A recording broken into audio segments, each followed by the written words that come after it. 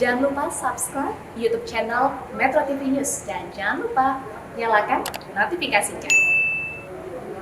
Bagaimanakah pemerintah Jawa Tengah menyiasati ancaman gelombang ketiga COVID-19 pada masa libur Natal dan Tahun Baru?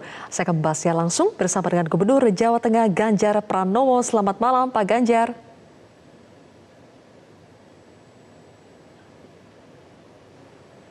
Halo, selamat malam Pak Ganjar. Ya, selamat malam. Oke, Pak Ganjar, 4 juta orang diprediksi masuk ke Jawa Tengah pada musim libur Nataru. Apakah akan dibiarkan masuk atau dicegah masuk, Pak? Ya, saya pada tahap ini menghimbau dulu.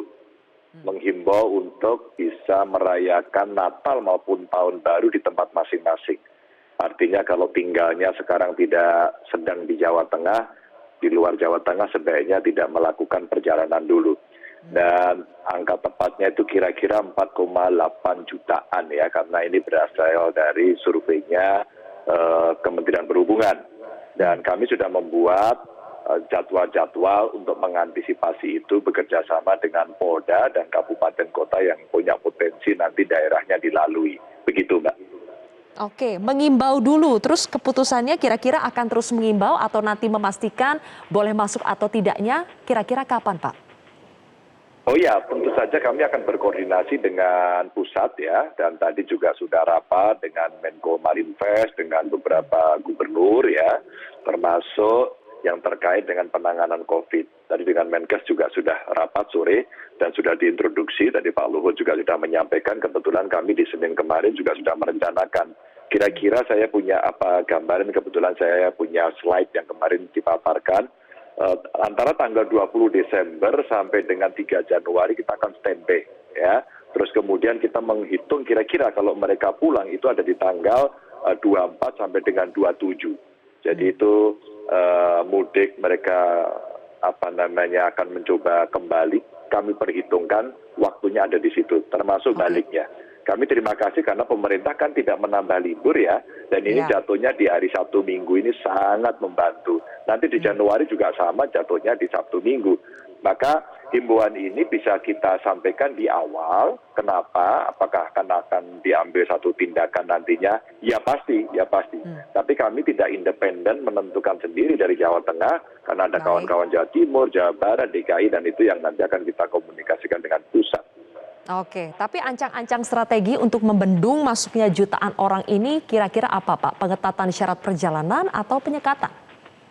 Ya, tentu dua-duanya. Dari pengalaman kita beberapa waktu yang lalu, dua-dua ini dilakukan. Dan kita juga akan mengantisipasi umpama percepatan vaksin itu menjadi penting sehingga semuanya terbendengilah tubuhnya sehingga mereka akan bisa lebih kuat nantinya menghadapi situasi pandemi ini. Ini vaksin yang penting. Yang kedua adalah betul kita berharap nanti dengan Polri, dengan Kementerian Perhubungan kita bisa mengelola itu dengan baik. Dengan persyaratan yang tentu harapan kami tidak diperingan begitu. Yang ketiga adalah penyekatan-penyekatan yang akan kita lakukan. Jadi kalau kita melihat yang konvensional bisa kita lakukan itu. Kami akan coba berkomunikasi umpama dengan masyarakat Jawa Tengah yang ada di luar Jawa Tengah untuk mulai hari ini kita ajak komunikasi dulu kira-kira apakah perlu pulang atau tidak sih. Menurut saya kok tidak usah dulu begitu. Oke, Pak Ganjar, karena tadi sudah menyinggung soal percepatan vaksin, di segmen selanjutnya kita akan bahas ya soal bagaimana mengakselerasi vaksinasi di Jawa Tengah, termasuk informasi soal 4.000 vial vaksin yang kadaluarsa di Kudus, Pak. Kita akan lanjutkan perbincangan bersama dengan Gubernur Jawa Tengah sesaat lagi, pemirsa.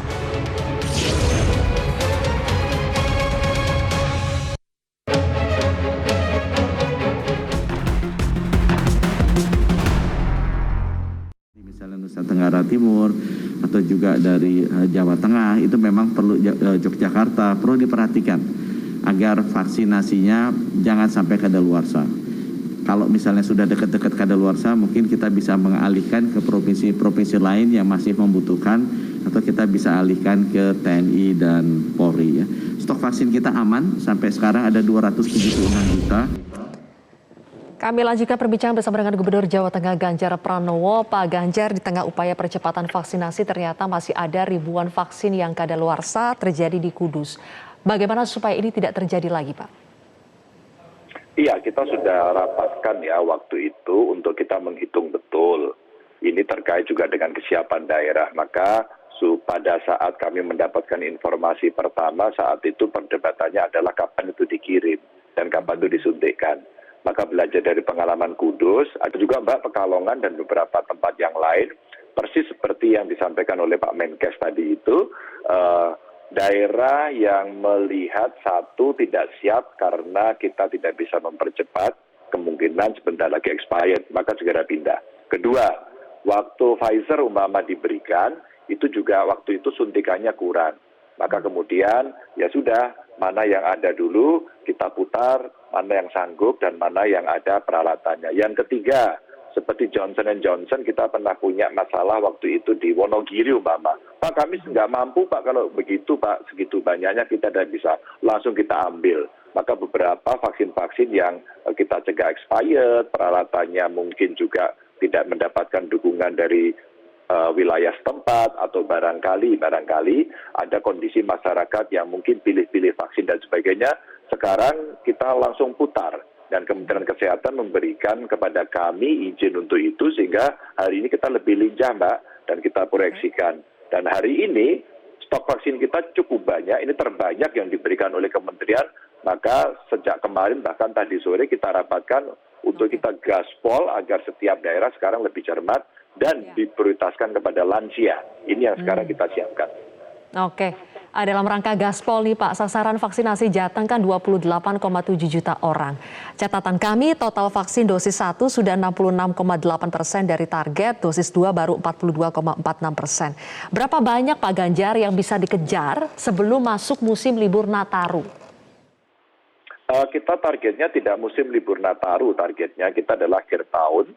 Karena kita tidak bisa menentukan berapa vaksin yang kita dapat. Maka saya katakan tadi, ketika hari ini jumlah vaksin banyak, kita menghitung maka kurang lebih sehari minimal 11.000 harus disuntikkan per hari. Maka kemudian kemarin kita lakukan uji coba yang itu satu kabupaten ya.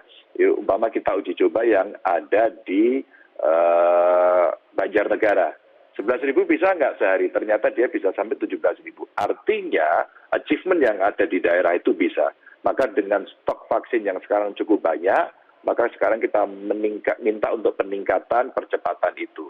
Sehingga harapan kita Mbak, targetnya bisa dicapai. Kalau 100% menjelang Nataru, mungkin taruhnya bisa kali ya. Natanya mungkin yang belum. Maka kalau kita melihat ya kurang lebih sekitar ya 1 bulan lebih dikit.